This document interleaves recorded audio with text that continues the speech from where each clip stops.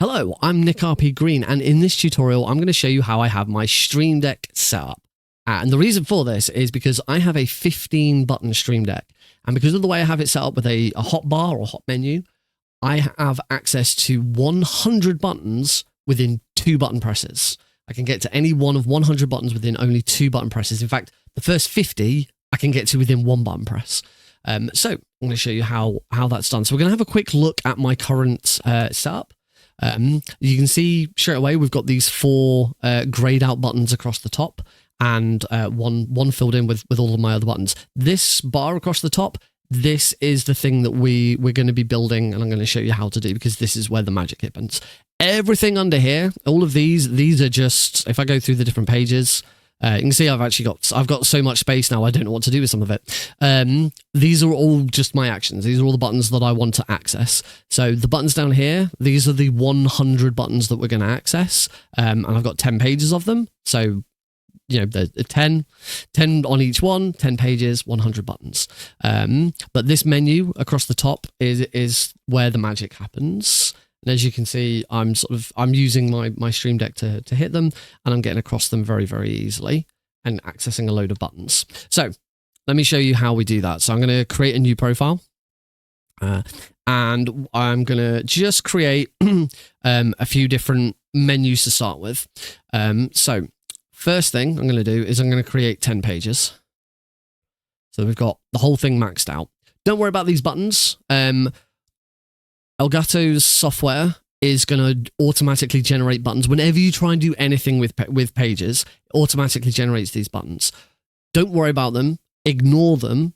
And the best way of doing this, if you've already got buttons on your Stream Deck that you want to preserve, there's 2 different. You could try and set it up in your existing profile and sort of work around all of this. These buttons are going to appear all over the place. It'll try and find the first available empty slot, or it'll go over your pinned buttons, but they'll never delete. It won't delete any buttons. It'll never overwrite one, so you don't have to worry about that.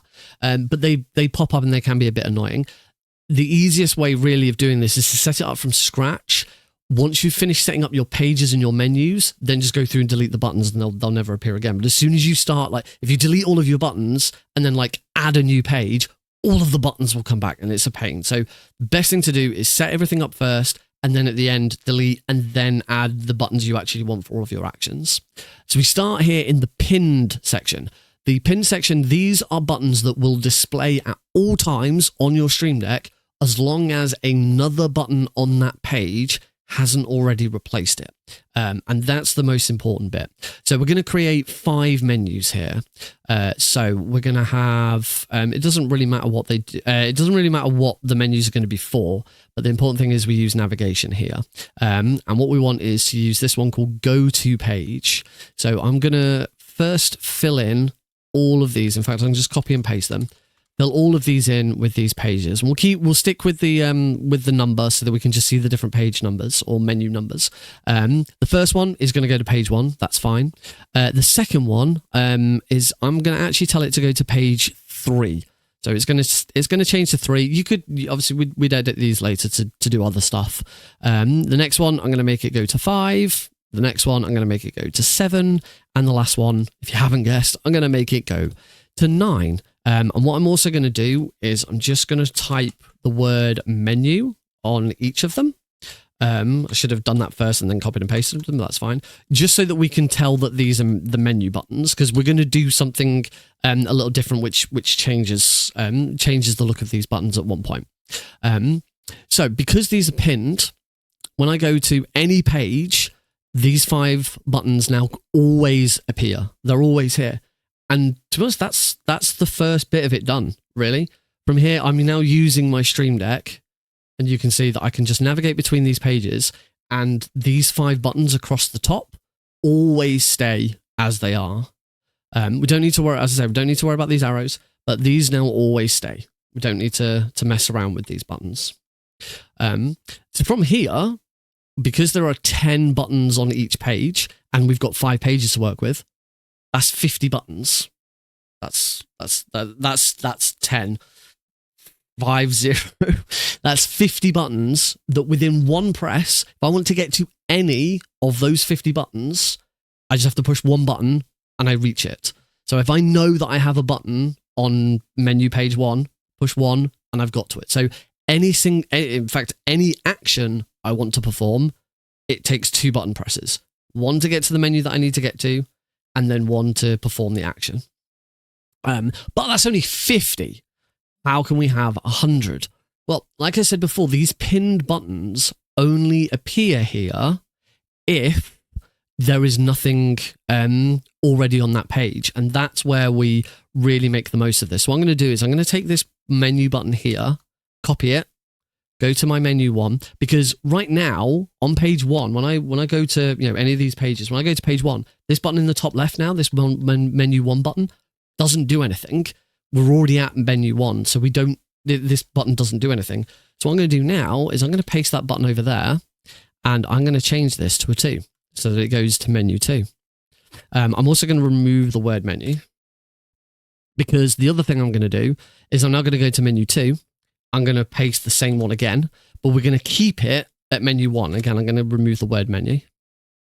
And we want to do that for every single one of these. So menu 3, copy, take it to menu 3. Let's remove the word menu, and we want it to be page 4. In fact, I can copy this one now and do that instead. So page 4, paste it there. Hey, that's not what I copied, that one, and there we go. That's better. And we want this one to go back to page 3. So same again, page 5, create our button, page 5. Sorry, we want this one to go to page 6. And then on page 6, we want a button that goes back to page 5. I think you can see the pattern now. So on page 7, we want a button that goes to page 8. And on page 8, we want a button that goes back to page 7. And then finally on page 9, we want a button that goes to page 10. No, sorry, no, go away. Delete that button. On page 9, we want a button that goes to page 10. And then on page 10, we want a button that goes to page 9. So now, with 2 button presses, we can get to any one of these 10 buttons. But what I like to do, it doesn't look very intuitive right now, because it's, we're working with numbers to get to different words. But the fact that the menu button disappears shows which menu we're on.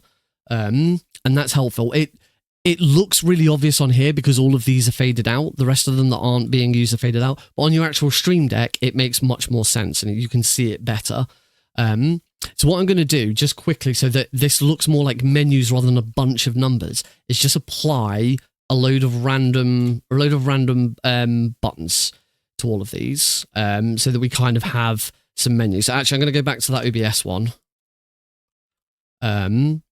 So we're going to have this one as the OBS symbol, which also means this needs to be an OBS symbol and this needs to be an OBS symbol.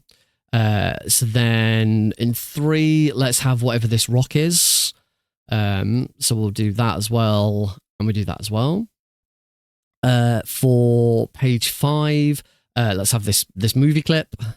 So again, I'm going to do that for this button. I'm going to do that for this button. For page 7, let's use whatever this green thing is. And then go to page 7, change that to the same one, and change that to the same one.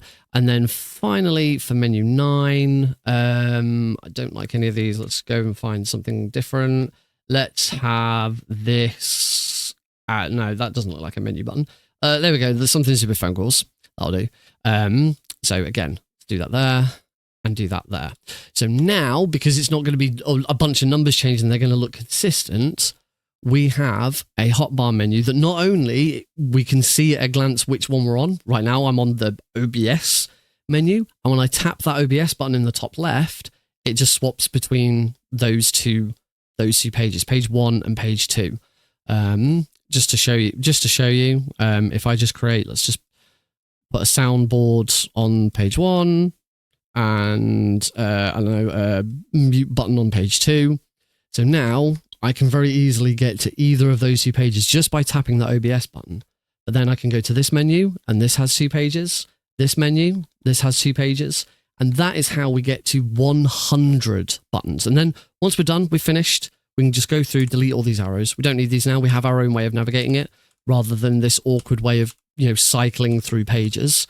We can get to we can get to 5 of these pages with 1 button press, and the other 5 pages with 2 button presses. Now, you don't have to do this with 5 across the top. I've got 3 rows, 5 columns. I could do this the other way around. I could have 3 columns, 3 rows be the menu. So I have my menu items here, and that would give me 6 menus of 12 buttons each for a total of 72 buttons. 72, 74. So one of those numbers. My maths isn't great.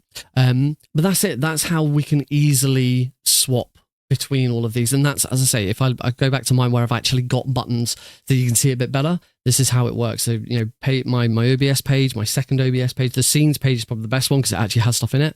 So from here, I have 2 sets of scene pages. All I'm doing is pushing that scene button at the top, but I can swap between any of these very, very quickly. If you do want more functions and you need more space to do stuff, I highly recommend using profiles. Do not use folders. Folders are terrible. Don't use folders.